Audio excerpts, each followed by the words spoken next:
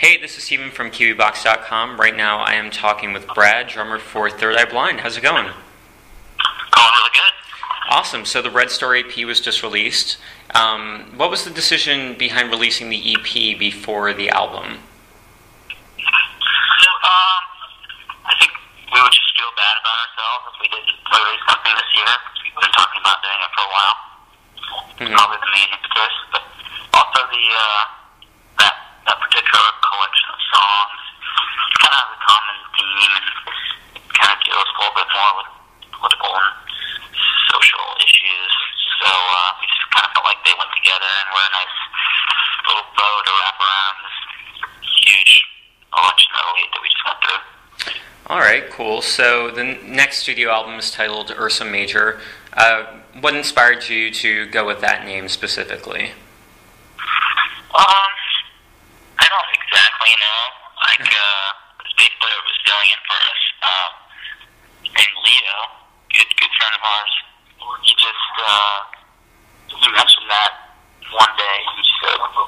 He brought that up, and we were talking about some astronomy stuff for some reason, and it just kind of resonated with Stephen in particular.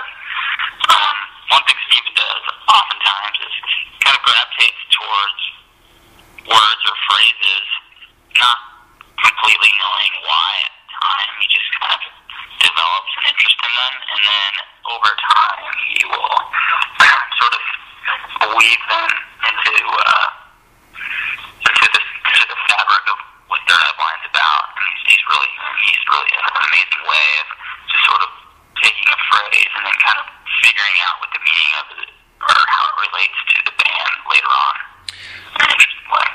Alright, so this is the first studio album since 2003. Why'd you guys wait 6 years to release the next one? Sometimes it just takes a long time. Well, I also heard that part of the reason was there's just a rumor that Stephen had writer's block. Is there any truth to that? I think admittedly he's definitely gone on record saying that. It's tough. You write your 45th through 60th song, and it's tough to come up with something new, to come up with something that you feel like lives up to what you've done in the past. Was it hard bouncing back from that or getting back into the groove once you guys decided to start recording this next album? Not at all. I mean, we've always played consistently over the last 5 years. Done a lot of shows and tours.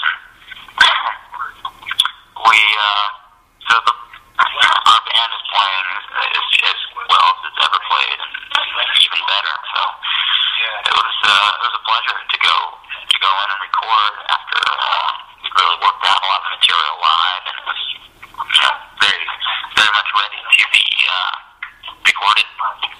Okay, so are the tracks on Ursa Major the product of 6 steady years of writing and coming up with one song at a time, or is this all kind of recent that you guys penned these? It's both. There's some songs that are, that were demoed in probably 2004 and worked up, and then there's songs that are brand new, in the last 3 or 4 months. Okay. So after this album gets released, I read that you're going to release Ursa Minor, which is the tracks that didn't make Ursa Major. How many songs did you write and record in total for Major then? A lot of things. And there's some other songs, and there's lots of stuff that we recorded over the years. I'm not really sure what the makeup of that's going to be, but there'll be extra things left over, and we'll put it on as a different record. Alright, so tell me a little bit about Studio Access. How'd you guys come up with this idea? Well, Indaba approached us about that, and I don't think it was our idea. They had this really cool streaming technology whereby you can put out the individual stems of your multi-track sessions, and people could mix them. And it became a way of sort of letting fans, letting fans sort of have a little more control over how they wanted to hear our music. You look at message board and things about us. A lot of times, fans they've heard a song live and then they hear the studio version of it, and they get upset, like they didn't. They wish the guitar was louder. Or, something's different than the way they wanted to hear it. So this was an opportunity for us to be like, okay, check it out. You guys mix it, and mix it before you've heard what we think it should be when we put it out. But you give you an opportunity to really have like a blank canvas with the songs and be creative with them. Okay, so what do you think of the responses that you've gotten so far to Non-Dairy Creamer, the one that you put out first? Well, that's definitely a polarizing song, and as I expected, there's a wide range of views about it. Some people don't get it, some people don't like it, and then, a lot of people just love it. So, it's all those things, and I expected it not to be. That's really the way I expected it to be received. Okay. So to go back to the Red Star EP, are the songs that are featured on the Red Star EP, this is it for those songs, or are we going to see those end up on Ursa Major maybe?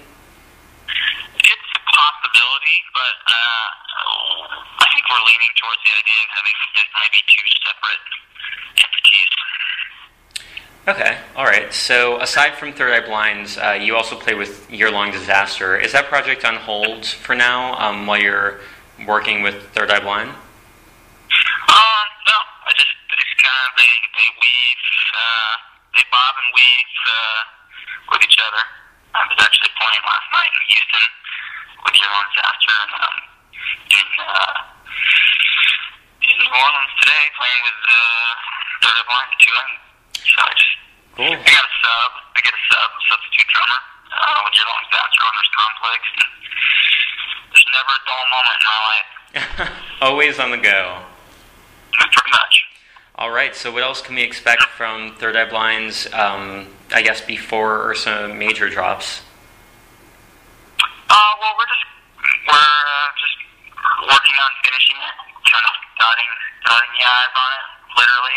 Stephen kind of figuring out the last few lines that he has to write lyrically, and we're playing various shows around the country, as we always do, and we're just going to kind of move into February, March when Ursa Major comes out, and we'll